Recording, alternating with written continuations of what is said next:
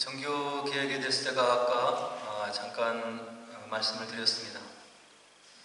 종교 개혁자들이 그 가톨릭, 로만 가톨릭의 그 거대한 세력에 맞서서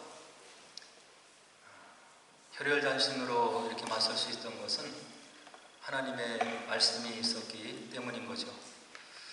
그 종교 개혁자들이 종교 개혁을 일으키게 된 그런 하나님의 말씀의 근거는 오늘 읽은 에베소서 2장 1절로 10절 말씀이 그들 마음속에 새로 각인되고 무엇인가 잘못됐구나, 가톨릭의 여러 가지 행태들, 여러 가지 모습들이 잘못된 것이로구나, 이것을 기도 가운데 깨닫고 그들이 이제 개혁의 외침을 하게 된 거죠.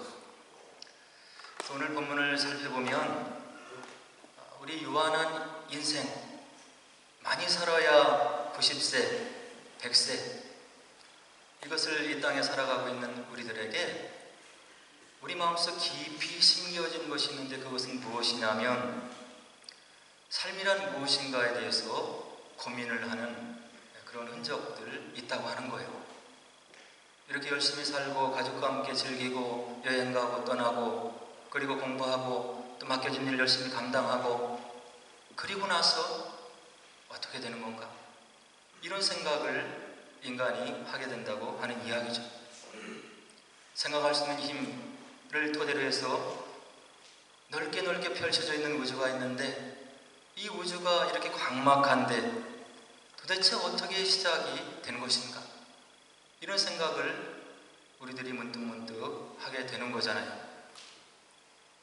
그리고 과학자들이 빅뱅을 통해서 우주가 형성이 되고 만들어졌다고 하는데, 그러면 빅뱅 이전에는 어떤 상태로 우주가 머물러 있었던 것인가? 순환되고 반복되고 거듭되는 것이 우주의 모습인가? 우리가 가늠할 수 없는 그 영겁의 시간을 거쳐서 우주가 이와 같이 운행이 되고 진행이 되는 것인가? 이런 생각을 우리 인간들이 한다고 하는 이야기죠. 그리고 조금 더 깊게 들어가면 우리가 이 땅에서 이와 같이 호흡을 열고 살아가는데, 죽음이라고 하는 것이 누구에게나 다가오고 있는데, 그 다음에는 도대체 어떤 세상이 펼쳐지는 것인가? 이런 생각을 우리들이 한다고 하는 이야기예요. 아마 저를 비롯해서 여기 있는 모든 분들, 세상에 있는 모든 사람들이 아무리 자기 삶에 취해서 이렇게 살아간다 하더라도 어느 순간에 문득 이와 같은 생각을 마음속에 가지게 된다고 하는 거죠. 성경은 이와 같이 유한한 인생을 넘어서서 무한을 동경하고 영혼의 세계를 동경하는 인간의 마음이 어떻게 시작이 되었는지를 잠언서 3장 11절은 다음과 같이 분명하게 이야기를 해주고 있어요. 하나님이 모든 것을 지으시되 때를 따라 아름답게 하셨고 또 사람들에게는 영원을 사모하는 마음을 주셨느니라. 그러나 하나님이 하시는 일의 시정을 사람으로 측량할 수 없게 하셨다. 영원을 사모하는 마음을 하나님께서 인간에게 선물로 주셨다고 하나님의 살아계신 성경 말씀은 우리들에게 오늘 분명하게 이야기를 해주고 있는 거예요.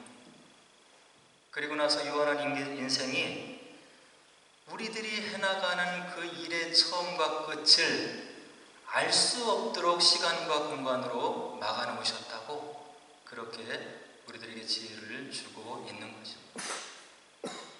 우리들은 이 땅의 삶을 우리가 누리면서 하나님의 은혜 가운데 살아갈 자격이 있고 그런 권리가 있지만, 이와 같이 이 땅의 유한한 삶을 넘어서 어떻게 우리의 모습, 우리의 영혼, 우리의 존재가 우주의 어떤 모습이 이어져 나갈 것인가를 생각해 봐야 된다고 하는 이야기예요. 오늘 잠언 3장 11절의 말씀에 의하면 이와 같이 고민하고 생각하고 인생의 의미에 대해서 되짚어보고 하는 것이 하나님께서 우리에게 생독적으로 주신 선물임을 분명히 이야기를 해주고 있는 거죠. 그래서 이 땅에는 수많은 종교가 있는 거예요. 그 중에 하나 기독교도 들어가게 되는 거죠.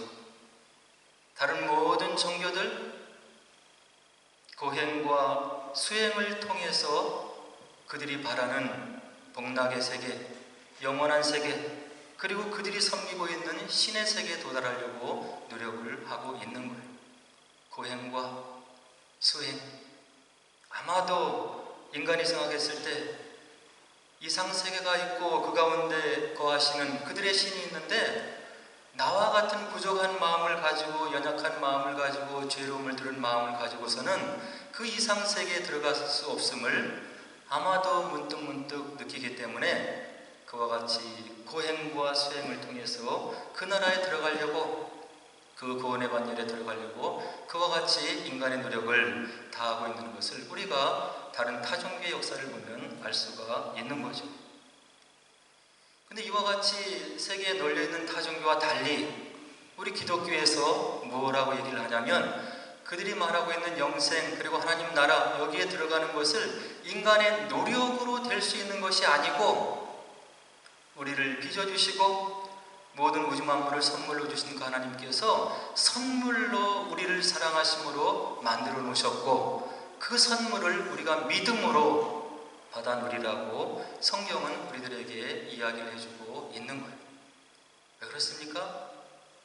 부족한 인간의 모습, 우리의 연약한 모습을 가지고 아무리 수행을 한들, 아무리 고행을 한들 하나님 마음에 합한 마음으로 우리가 설 수 없다는 것을 알고 있기 때문에, 하나님께서 우리를 사랑하셔서 만들어 주셨듯이 하나님을 배반하고 떠난 우리들, 인간들을 버리지 않고 사랑하셔서 다시금 구원하시기 위해서 하나님께서 구원의 길을 친히 열어놓으셨는데, 그것을 믿고 받아 누리라고 성경은 우리들에게 이야기를 해주고 있는 거예요. 어떻게 보면 너무 쉬워서, 어떻게 보면 너무 이것이 용이해서 그 가치를 모르는 것이죠. 마치 매일 호흡을 하며 살아가는 우리의 공기의 소중함을 우리가 느끼지 못하는 거예요. 빵 한 조각마도 못한 것이 공기의 가치, 물의 가치, 그런 거죠. 그러나 단 1분도 2분도 우리가 호흡을 할 수 없으면 이 땅의 삶을 살아갈 수 없음을 우리들이 알고 있는 거예요. 그와 같이 정말로 필요한 가치, 인간에게 필요한 것, 구원이고 영생이고 그 다음에 영원한 세계가 있다고 하는 것을 하나님께서 알려주시는 방법을 택하셨는데, 그것이 바로 예수 그리스도라고 하는 그 하나님께서 이 땅에 내려오셔서 인간의 모든 죄를 짊어지시고 대신 감당해 주시고, 그 예수님의 십자가의 사역을 믿음으로 고백하는 사람, 그에게 은혜로 값없이 거저 하나님의 나라, 영생 그리고 영원한 나라를 선물로 주시겠다고 하나님 말씀이 우리들에게 이야기를 해주고 있는 거예요. 이 말씀이 거짓이 없음을 역사 속에서 죽어간 수많은 순교자들의 순교의 삶이 우리들에게 증언을 해주고 있어요. 그리고 이 하나님 말씀을 오늘도 믿고 기도하면 그 하나님께서 우리 마음속에 들려주시는 성령의 체험이 있는 거예요. 문제를 가지고 기도하면 우리를 사랑하시는 그분께서, 하나님께서 우리의 문제를 개입하시고 위로해 주시고 응답해 주시고, 어떤 경우는 죽을 병에서 살려주시는 그런 체험들이 저와 여러분들의 삶 속에 있다고 하는 이야기죠. 그래서 하나님의 말씀과 약속이 거짓이 아닌 거예요. 우리가 스스로 구원받을 수 없는 존재임을 아시고 하나님께서 이 땅에 친히 들어오셔서 그 모든 죄를 지시고 돌아가신 그 사건, 그것이 십자가의 사건이라고 하는 거예요.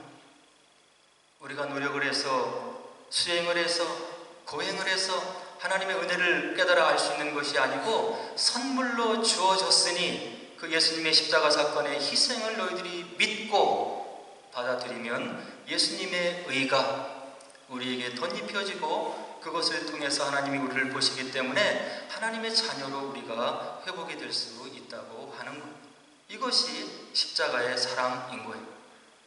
그래서 하나님께서 이와 같이 구원의 길을 이 땅에 마련해 놓으시고, 이 땅에 하나님께서 또 주신 것이 있는데, 성령을 보내주셔서 우리가 말씀 안에 들어가면 성령께서 우리 마음 가운데 운행하시면서 이 십자가의 사건의 의미를 우리가 깨달을 수 있도록 마음의 감동을 주시는 거예요. 그때 우리가 비로소 하나님께, 우리 예수님께, 성령님께 진정한 예배를 올려드릴 수가 있는 거죠.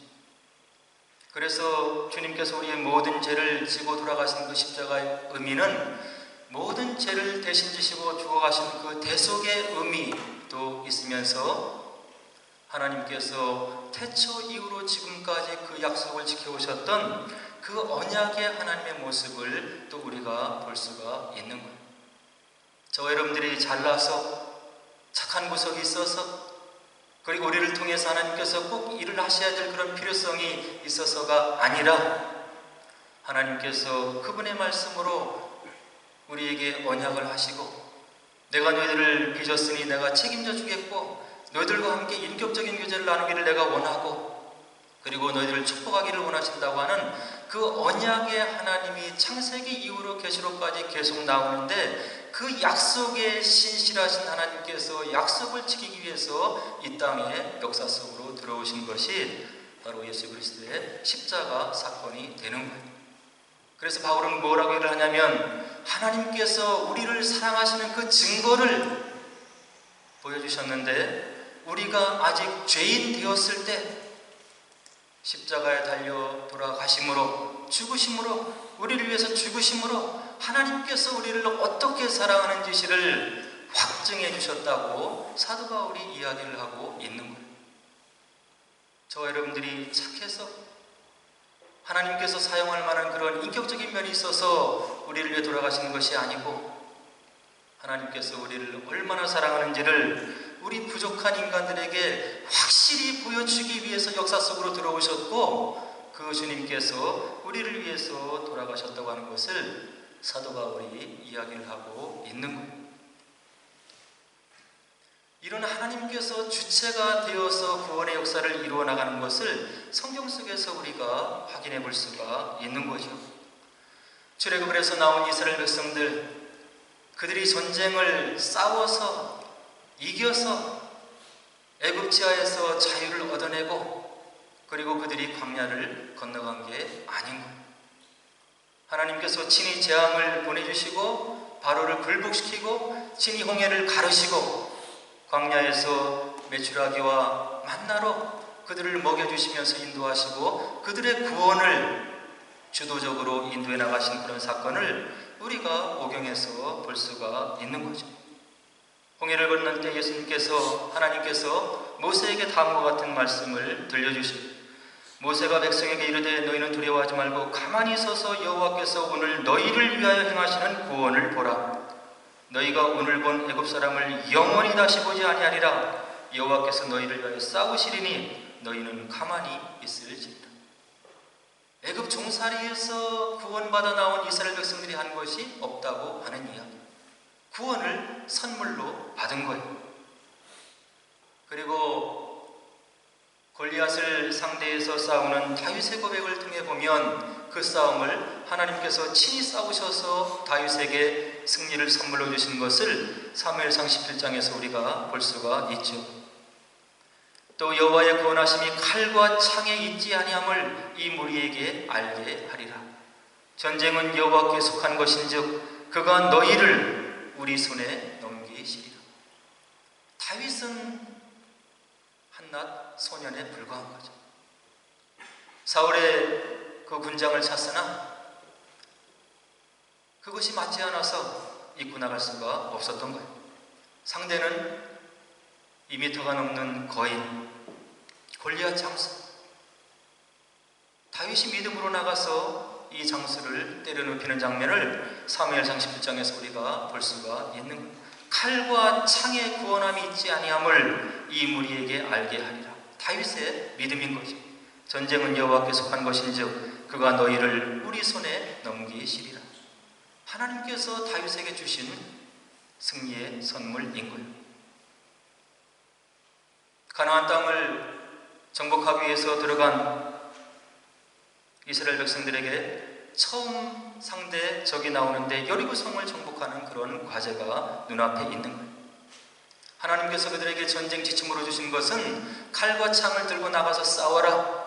그러면 여리고성이 무너질 것이고 그들의 성을 너희들이 정복할 것이다. 이것이 아니고 덮개를 들고 온 이스라엘 백성들이 하루에 한 번씩 여리고성을 돌아라. 마지막 날 여섯째 날 그 여리고성을 너희들이 7번 돌고 크게 외치라. 그들이 말씀대로 순종했을 때, 명령대로 순종했을 때 여리고성이 무너지는 그런 기적을 체험한 거예요. 하나님께서 이스라엘 백성들에게 주신 승리의 선물인 거죠. 그리고 후에 이스라엘 역사를 바라보면 여호사밧이라고 하는 그런 왕이 있는데 아람 군대가 나라에 쳐들어오는 거예요. 아람이 강력한 군대이고 여호사밧 왕이 위기에 처해서 하나님의 말씀에 이제 의지해서 기도를 하는데 여호와의 영이 레위 사람 야하시엘에게 임하셔서 다음과 같이 지침을 마련해 주는 거예요. 역대하 20장 17절에 보니까 또 여호와의 구원하심이 칼과 창에 있지 아니함을 이 무리에게 알게 하리라. 전쟁은 여호와께 속한 것인즉 그가 너희를 우리 손에 넘기시리라. 여호사밧과 그 군대가 칼과 창으로 나간 것이 아니고 찬양대를 선두에 세우고 여호와를 찬양했을 때 성경에 보면 여호와께서 복병으로 그들에게 승리를 안겨주셨다고 우리들에게 역대하 20장은 증거를 해주고 있는 겁니다. 말씀드렸듯이 창세기에서 요한계시록까지 우리 하나님이 우리에게 어떤 분이시냐? 공급하시는 하나님, 함께 하시는 하나님, 우리에게 어떠어떠한 축복을 주시겠다고 약속하셨는데 그 약속을 그분의 이름을 걸고 지키시는 하나님으로 나타나고 있는 거예요. 이것이 저와 여러분들이 섬기는 우리의 언약의 하나님, 야훼 하나님, 우리 예수님, 우리 성령님이시라고 하는 거죠. 이 땅에 유한한 시간을 살아가는 저희들에게 임한 가장 큰 선물은 영원한 삶을 부여받은 구원의 소식인 거예요. 이 소식을 저와 여러분들이 어떻게 받아들이냐가 오늘 이 땅에 살아가는 우리의 믿음의 질을 결정하는 것이고 하나님의 자녀로서의 삶을 어떻게 살아가는지를 결정하는 관건이 되는 거죠.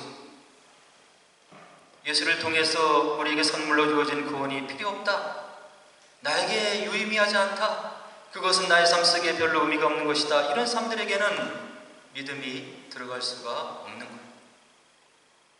그러나 적지 않은 시간을 살아온 우리 인생길을 돌아보면서 인생이 유한한 것이고 무엇인가 나의 노력으로는 부족한 면이 많이 있는 것이고 이 땅의 삶을 보장할 수 없는 그런 부분들이 많이 있는 것이 인생임을 깨닫고 이런 구원의 초청에 응하는 지혜가 있는 자가 바로 가장 큰 복된 사람이라고 우리 성경은 우리들에게 이야기를 해주고 있는 거죠.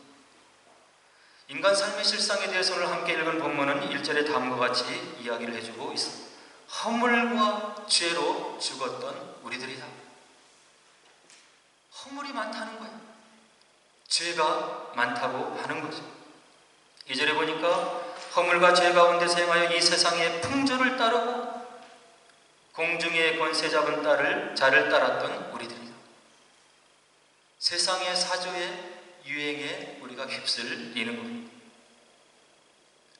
우리 마음속에 하나님께서 본능적으로 심어주신 도덕이 있고 윤리가 있는데 우리들의 지금의 삶을 주관하는 이런 세상의 풍조에 휩쓸려서 우리들이 삶을 성결하게 살지 못한다고 하는 것.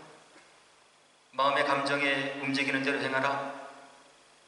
너희들 마음에 느껴지는 대로 행해서 이 생을 즐기는 것이 지혜로운 것이고 아름다운 것이고 너희들이 지혜롭게 사는 것이지 무슨 윤리가 있고 경건이 있고 또 그렇게 죄의식을 가지고 살아갈 필요가 뭐가 있느냐. 이런 세상의 철학사조가 우리를 유혹하고 있는 것. 그러나 하나님 말씀은 그게 아니라고 분명히 우리들에게 이야기를 해주고 있는 거죠. 3절은 우리의 실상을 뭐라고 얘기하냐면 육체의 욕심을 따라 지냈다. 그리고 육체와 마음이 원하는 것을 행했던 우리들이라고 그렇게 우리의 실상을 진단해주고 있는 것. 그러면서 결론을 내리는데 우리가 어떤 신분이냐면 본질상 하나님 앞에 진노의 자녀들이었다. 이렇게 말씀이 우리들에게 심판을 내려주고 있는 것. 하나님의 긍휼을 받을 수 없는 그런 존재들, 하나님의 구원의 선물을 가둘 수 없는 그런 존재들, 하나님의 마음을 아프게 했던 본질상 진노의 자녀들이 바로 저와 여러분들이었다고 오늘 본문이 이야기를 해주고 있는 거죠. 우리들이 이런 본질적인 문제를 깨닫는 자가 하나님의 은혜를 갈구하는 거예요.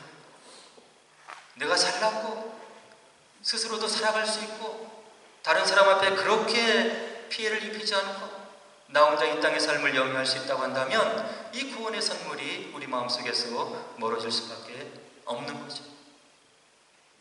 그리고 5절은 우리들에게 다음과 같은 이야기를 해요. 허물로 죽은 우리를 그리스도와 함께 살리셨고 너희는 은혜로 구원을 받은 것이에요. 면죄부를 사서 가톨릭이 얘기했듯이 중세 사람의 구원이 돈으로 이루어지는 것이 아니고 우리들에게 임한 구원은 은혜로 선물로 하나님의 사랑으로 주어진 것이라고 하는 것을 오늘 5절이 분명하게 이야기를 해주고 있는 겁니다. 긍휼이 풍성하신 하나님이 우리를 사랑하셔서 그 큰 사랑으로 인해서 우리를 살리셨던 것이다, 이렇게 이야기를 해주고 있는 거죠. 그리고 7절에 뭐라고 얘기합니까? 그리스도 예수 안에서 우리에게 자비하심으로써 그 은혜의 지극히 풍성함을 오는 여러 세대에 나타내려 하십니다. 하나님이 왜 2000년 전에 역사 시간으로 들어오셔서 십자가 사건을 일으키셨느냐? 시간과 공간의 제한을 받는 인생들에게 오고 오는 세대에게 십자가 사건을 통해서 하나님께서 열어놓으신 구원의 길을 받아들이고 다시금 마음을 회복하고 하나님을 아는 하나님의 자녀가 되게 하기 위해서 역사 속으로 들어오셔서 징표를 남겨놓으셨는데 그것이 바로 예수 그리스도의 십자가 사건이었음을 7절이 이야기를 해주고 있는 거예요. 바울이 로마서에서 뭐라고 얘기를 하냐면 이 십자가 사건, 2000년 전에 있었던 구원의 사건을 사람이 마음으로 믿어 의에 이르고 입으로 시인하여 구원에 이르느니라. 다시금 하나님의 자녀가 되는데 여러분들이 보탤 인간의 노력이 아무것도 없다고 하는 이야기. 은혜 가운데 들어오는 이 구원, 십자가 사건을 마음으로 믿어 우리가 의에 이르고 입으로 시인하여 나를 위해서 돌아가신 분이 예수님이시고 나를 살리신 분이 바로 2000년 전에 돌아가신 그 예수님이심을 마음으로 믿고 시인하면 하나님께서 열어놓은 구원의 선물이 저와 여러분들의 삶 속에 임하게 된다고 하는 이야기를 오늘 본문이 분명하게 적어놓고 있는 거예요. 그럼 믿음이란 무엇이냐? 내가 믿었기 때문에 내가 믿을 수 있는 그런 마음을 가졌기 때문에 구원받는 그런 믿음이 어떤 역할이 있는 것이 아니고 전적으로 하나님의 은혜를 의지하는 마음, 하나님의 은혜가 아니면 하나님의 이런 극진한 사랑이 아니면 내가 다시금 하나님의 자녀가 될 수 없음을 전적으로 고백하는 하나님을 전적으로 의지하고 그 십자가 사건을 마음속에 받아들이는 그런 마음이 믿음이라고 하는 겁니다. 8절에 또 오늘 본문이 계속해서 말씀하기를 너희는 그 은혜에 의하여 믿음으로 말미암아 구원을 받았으니 이것은 너희에게서 난 것이 아니요 하나님의 선물이라. 9절에 보니까 행위에서 난 것이 아니니 이는 누구든지 자랑하지 못하게 하려 함이라. 수행으로 어떤 노력으로 우리의 공로가 가미되어서 온 것이 구원이 아니고 하나님의 전적인 은혜의 선물이기 때문에 이 땅에 사는 모든 사람이 누구든지 하나님 앞에 구원받고 자랑하지 못하게 하시려고 하나님께서 사랑으로 우리들에게 구원의 길을 열어놓으셨음을 오늘 본문이 분명하게 이야기를 해주고 있는 거예요. 이 말씀에 다시금 부딪혀서 종교개혁자들이 면죄부를 판매하며 돈으로 구원을 장사하는 중세 가톨릭을 상대로 바로 순교를 각오하고 그들의 삶을 바로 종교개혁에 온몸을 던져서 하나님의 선지자로서의 삶을 살아가는 우리 믿음의 선진들이 있는 거예요. 이것이 진리인 거예요. 이 진리를 오고 오는 시대 속에서 계속 깨닫는 사람들이 순교를 당하면서도 이 진리를 그들의 삶을 통해서 증언했고 그 선교자들의 삶을 통해서 오늘 저와 여러분들이 또 이 믿음의 반열에 또 들어가고 있다고 하는 거죠. 이와 같은 구원을 선물로 주신 그 이유가 무엇이냐면 10절에 보면 우리는 그가 만드신 바라 그리스도 예수 안에서 선한 일을 위하여 지으심을 받은 자니 이 일은 하나님이 전에 예비하사 우리로 그 가운데서 행하게 하려 하십니다. 구원을 선물로 받고 하나님을 은혜 가운데 마음속에 믿어드리면 우리가 주님의 포도나무에 접붙임 바 되어서 주님의 성품으로 우리의 성품이 개조되기 시작하는데 나만을 위해서 살았던 사람이 남을 생각하고 나만을 위해서 출세가도로 달렸던 사람들이 그 명예를 가지고 어려운 사람들을 살피고 인내하고 사랑하고 세계 도처의 어려운 사람들을 살피는 예수님의 마음과 시야를 갖는 그런 예수님의 작은 제자가 될 수 있다고 하는 이야기. 어떻게 될 수 있습니까? 우리 마음 가운데 성령이 오셔야 되는 거예요. 성령이 우리 마음 가운데 오셔야 이 구속의 사건, 십자가의 사건이 깨달아지는 것이고 눈물이 나오는 것이고 주님을 향해서 인격적으로 예배를 드리는 마음이 우리 마음 가운데 형성이 되는 것이고 성령을 통해서 세상을 바라보니 어려운 사람들을 향해서 긍휼한 마음이 우리가 마음속에 가질 수가 있는 거예요. 다른 사람을 위해서 우리가 피땀 흘리는 그런 재산을 어떻게 헌신할 수가 있겠어요? 성령이 오셔야 이 구원의 은총이 깨달아져야 성령께서 내 마음속에 부어주시는 그런 긍휼한 시야가 우리 마음속에 채워져야 어려운 사람들을 살피는 마음이 있는 것이고 다른 사람의 사정을 가지고 내 문제와 같이 기도할 수 있는 것이고 그것이 체화되어서 예수 믿는 그런 빛과 향기가 세상 속에 번져나갈 수가 있는 거예요. 우리의 본성으로 우리의 마음으로 아무것도 할 수가 없는 거예요. 1517년 10월 31일 마르틴 루터가 타락과 부패로 얼룩진 중세교회의 상징과도 같았던 면죄부 판매에 반대하며 비텐베르그 성문 앞에서 95항에 해당하는 그런 질문을 게재함으로 종교개혁이 시작이 되었습니다. 그들이 가지고 있던 믿음의 정신은 다음과 같은 거예요. 오직 믿음, 오직 성경, 오직 하나님의 은총, 오직 그리스도, 우리의 삶은 오직 주님의 영광을 위하여. 리즈 한인교회는 21년 전에 이런 종교개혁의 정신을 따르기 위해서 이곳에 세워진 교회가 바로 저와 여러분들이 함께 몸담고 있는 리즈 한인교회 공동체인 거예요. 매주 1시간 모여서 의미 없이 예배를 드리고 의미 없이 찬양을 부르고 우리가 시간을 허비하면 안 되는 거예요. 누구를 위한 예배가 아니고 누구를 위한 삶이 아닌 것입니다. 성경이 나에게 무엇을 요구하는지 성령께서 내 마음속에 무엇을 울려주시는지 그 음성에 순종하며 나아갈 때 하나님께 붙들림 받으어서 주님께서 인격적으로 역사하시는 것을 체험하고 우리의 삶을 주님께 제2의 제3의 종교개혁자들의 후예자들의 어떤 삶으로 들여가며 하나님 나라의 확장과 주님의 복음을 위해서 헌신해 나가는 그런 거룩한 비전으로 우리가 빚어져야 우리 교회가 의미가 있는 거예요. 이것을 거쳐가는 많은 학생들, 이 재단을 통해서 주님의 사랑을 여러분들이 조금이나마 느끼고 지나가리라고 생각이 되는 거죠. 여러분들이 받은 조그만 사랑을 여러분들의 꿈이 이루어졌을 때 어떻게 세계 주변에 있는 어려운 사람들에게 나눠줄 것인가를 믿음으로 예배하며 찬양드리며 고민하는 것이 바로 이 장소가 돼야 되는 거예요. 박사학위를 받고 석사학위를 받고 학사학위를 받고 그 다음에 무엇인가? 여기에 여러분들의 생각이 놓여져야 되는 것이고 이 계획 속에 삶 속에 주님께서 기름 부어주셔서 주님이 원하시는 그런 거룩한 삶을 살기를 원하나이다. 나 홀로만이 아니라 주변의 사람들을 일으켜 세우고 주님의 복음을 전하는 그런 거룩한 주님의 도구가 되게 하옵소서. 이런 기도가 말씀과 기도 가운데 여러분들의 기도의 제목이 되기를 주의 이름으로 간절히 축원을 드립니다. 종교 개혁자들의 후계자가 되어서 우리 교회가 리지 지역에서 주님의 사랑을 증거하고 그리고 이곳을 거쳐가는 많은 사람들을 위로하고 격려하고 세워서 주님 나라의 그런 복음의 물줄기가 이 재단을 통해서 흘러나가고 여러분들이 그런 작은 예수가 되어서 주님의 말씀을 증거하고 주님의 마음을 전하는 그런 복된 주님의 작은 제자들이 되기를 주 이름으로 간절히 축원드립니다.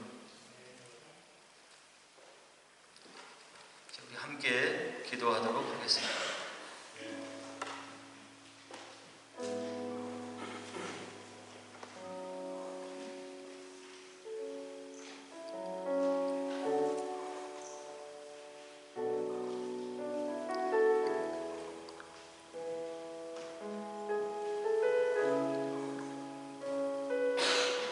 복음을 받아들이고 믿음의 길을 담대히 걸어간 우리 믿음의 선진들의 삶을 살피고 묵상하는 지혜가 있게 하옵소서. 오늘 나에게 당도한 이 구원의 소식, 하나님의 말씀이 거짓이 아님을 그들의 삶으로 웅변적으로 증언하고 있음을 볼 수 있는 그런 시야가 열리게 하옵소서. 연약한 믿음이 아니라 장성한 믿음이 되어서 주변의 어려운 사람들을 일으켜 세우고 우리의 삶을 통해서 그들을 섬겨나가며 주님 나라가 살아있음을, 주님의 복음이 생명이 있음을 증거하는 그런 삶이 되게 하옵소서. 하나님의 호흡이 묻어있는 말씀이 내 삶을 경륜하는 복된 삶이 되게 하옵소서.